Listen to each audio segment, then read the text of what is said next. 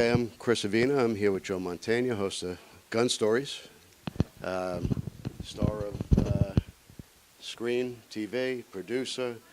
Credits go on and on. Thanks for coming, Joe. My pleasure, Chris. Can you tell me a little bit about Gun Stories? How'd that come about? Well, Gun Stories, we started that about 7 years ago. We're starting our 8th season now. But pretty much all it was Tim Kremen and Michael Bain, two guys that, produce, direct, write the show, came up with this idea with the Outdoor Channel. And I think they must have read somewhere that I was a shooting enthusiast. Mm-hmm. I made no bones about that over the course of my career. And they just basically sent a random email to my website, and my assistant read it. And she's been with me many years and knows that I do have an interest in these things. Came to me, says, I've got this thing. You want to look into it? I said, sure, let's look into it. So basically, these two guys flew out one from Oklahoma, one from Colorado, met me on the set of Criminal Minds, where I've been my day job for the last 11 years. Great show, by the way. Thank you. And they pitched me this idea about me hosting a show that would deal with the history, basically the history of firearms and its impact on the world, and it just sounded very interesting to me. And I'm a big believer of something comes your way and it sounds interesting, let's check it out. Sure. What better be doing something than nothing, Now So I've checked it out, and I've been checking it out over 7 years. You're going on your 8th season. Going on our 8th season, so it's been great. Now, there's so many firearms to shoot from. How do you pick what you're going to... Well, it's difficult because, and I've certainly shot a lot. I mean, I think about it. I've shot everything from, under 22 caliber to over 50 caliber, So, so I've run the gamut of firearms, from handguns to pistol, to rifles, to shotguns, to just military weapons, the whole 9 yards. But the history of firearms is also the history of the world. I mean, it just is. I mean, you go back to when gunpowder was invented to today, it's limitless. I mean, what we can do, we could probably do 500 episodes of Gun Stories and still not Sure, you could go back cover further. everything. Yeah. The longbow. And every country. I mean, every country has a history. So, and we delve into firearms from every country. So the history of the gun, aside from even what its function is, just that its place in each nation's history is really important. So our show will also deal with that, and it makes it what I think makes it successful, makes it interesting. Now, what was the most innovative firearm that you reviewed? Well, there's been a few. One of the most innovative that really comes to mind is, I can't quite think of the name of it, but it was one basically designed for French paratroopers during World War II. And the reason it made it so innovative is, these guys were on a parachute, had to carry something they felt was powerful yet compact, something a little more than a Wasn't going pistol. to get in the way of a jump. Exactly. So they came up with this semi-automatic, basically machine gun that folds up into a square that almost looks like a house brick. And it took me about 20 minutes of instruction, which of course they would have to do with these paratroopers, as to how it unfolds. It's like putting together a puzzle. It becomes a little, basically almost like a bullpup rifle. And I thought, wow, that's pretty awesome. And then when you get into all the different designs of what people come up with for how guns function and how they work, I mean, it's been quite a ride for me over these past 7 years to see the different innovations and configurations and all that. But that one certainly, of recent memory, comes to mind as something that if it was sitting on this table, you wouldn't even know it was a firearm until you kind of put it all together. Wow. Things like that stretches the ingenuity of those who invent these things, which is also what's very attractive about the industry.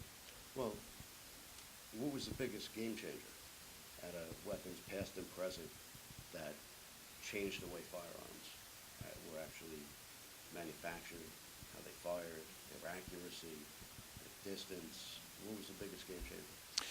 Well, that's a question better asked of somebody with more knowledge than me as to exactly the real history of firearms in that respect, because there's certain innovations all along the way that made huge differences. I mean, just going from black powder to smokeless powder to things like that, or going from rim fire to center fire. So I mean, there's all kinds of different innovations that changed, shoot, and they continue to. So I mean, It's an ongoing process, but along the way, when you have people like, Kalishnikov, or people like John Browning, or you have these inventors, guys who they move the process forward because they're like Tesla, or even Da Vinci, in the sense that they see something in there that moves everything forward. Something innovative that changes the whole Yeah, industry. and those kinds of guys still exist today. I mean, we were out at the Benelli factory in Urbino, Italy, and to meet this fellow Marco, who was very much behind much of the innovation of the Benelli shotgun. Now, here's a guy who's like a modern day Browning. So it's always interesting to see how these things how the industry progresses.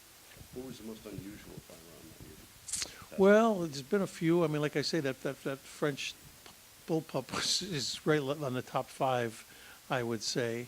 I mean, sometimes there were a few guns that were made for clandestine kind of work. I mean, we did an episode where I dealt with a gun that basically was also a brass knuckle, but also was a gun. So, Wow. I mean, if the gun misfired, I guess you could punch the guy, Yeah. because it had the barrels coming out of the part that was kind of Close right in combat. front. Yeah, close combat. And then they've had guns that were in canes, guns that were in belts, guns that were in pens. Yeah. So, you mean, have found ways to incorporate firearms into all kinds of different things. Mhm. So those are probably the most, innovative and obscure and kind of like, wow, most of them do not probably have a long shelf life because. Novelty. Yeah, novelty. You couldn't count on it probably over the long run. But they do exist and they did happen. It just shows the imagination of these inventors. Out of all the guns that you've reviewed, which one do you think had the most impact of the firearms of today? Well, that's a good question too. I mean, I think in many ways you almost have to say the 22 rimfire has had a huge impact because, it has sustained so long. I mean, here was something that was probably prevalent in like the Civil War. I know that's one of your favorites. Yeah, and you think about it, today they're still making these wonderful little 22s, and it's still a fairly cheap way to shoot and Yeah. enjoy the shooting sports, and they're not too loud, and they're. So I mean, It's a I good like way for a everything. kid to get into the shooting Absolutely, sport. I think everything is. I still appreciate everything about like the 22 rimfire.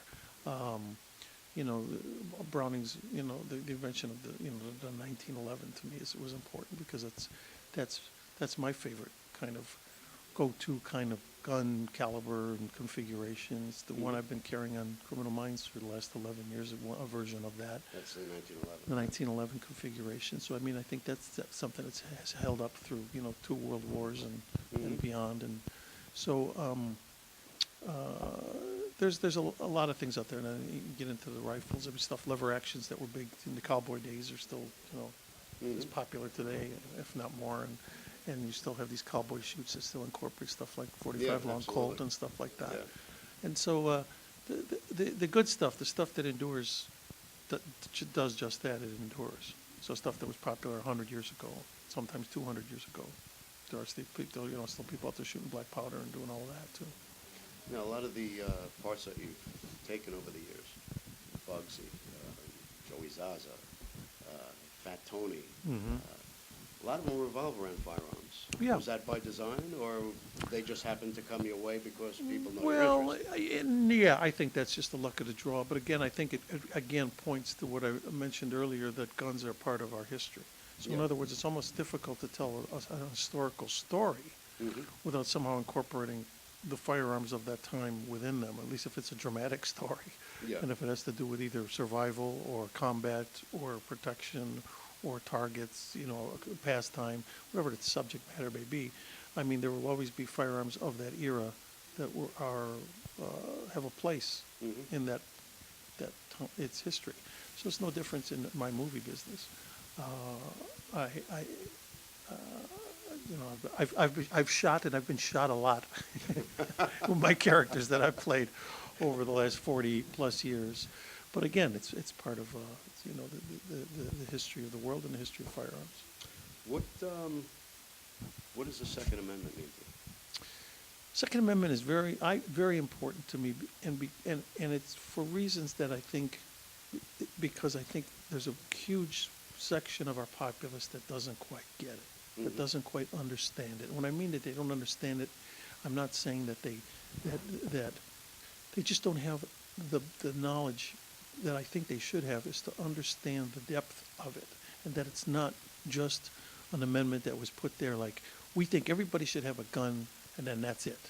In other words, and I think many people believe that. They think, well, that's a crazy amendment. That might have worked in the 1700s, but that doesn't apply today. We should get rid of that. Mhm. Well, that's almost like saying, well, we have the First Amendment called we have the freedom of speech.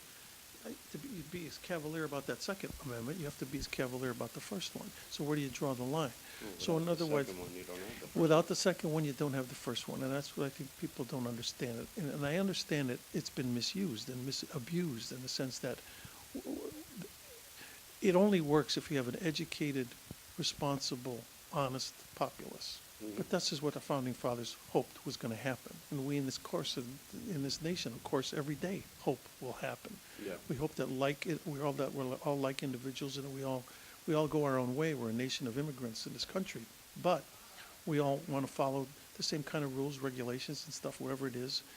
And so that Second Amendment, there's a reason the founding fathers made that the Second Amendment, because they knew, all right, we're going to start. Well, let's start at the top. What's most important? Our freedoms are the most important. To have that freedom of speech, that's going to be the most important thing. Okay, how do we protect that?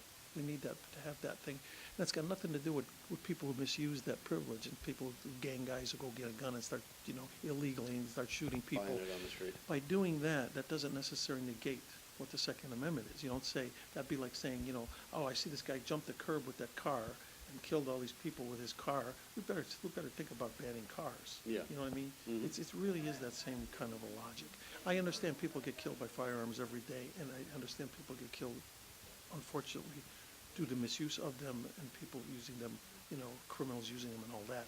But that doesn't negate the 99% of the people in this country that understand, that realize this is part of not just our heritage, it's part of the foundation of keeps this country, keeps us free. It really does. Yeah. Because you can't have the logic, because it didn't work in other countries where they said, yeah, let's disarm the populace. We'll just trust the military and the police and the governing, those in charge. They'll take care of us. Hasn't always worked. Yet in this country, we still every 4 years, even every 2 years, we peacefully go to the polls and vote and change, sometimes completely change the power structure. Mhm. That doesn't happen all over this planet. And the places where it happens the least are the places when the people, they can't say anything about it anyway. Yeah. It's almost like you've almost surrendered and said, look, this is your ball game. Good luck. So that's why it's an important amendment to me. All right. Well, one last thing. I'm going to put you on the spot here. Mm-hmm. Most people don't know that you were a musician as well. Yeah, I was. Now, you were part of a band. You played bass Mm-hmm. for a group called the Missing Link. No, that's a mistake. I played with a group called the Apocryphals, and we used to tour with a group called the Missing Links. Oh, okay. And the Missing Links became the group Chicago. Okay. And I think sometimes there's been some confusion about that. I never was in the Missing Links, but to this day, I'm very close to the band Chicago. I'm even in the documentary that HBO recently did on them.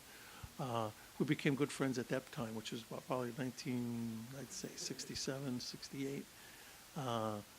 Of course, their career went one way musically. My career went another way musically. So that's why I kind of got into the acting game. I think things worked out. for you. Yeah, things worked out for both of us, but I had to go a different direction. I didn't have the musical kind of talent they did.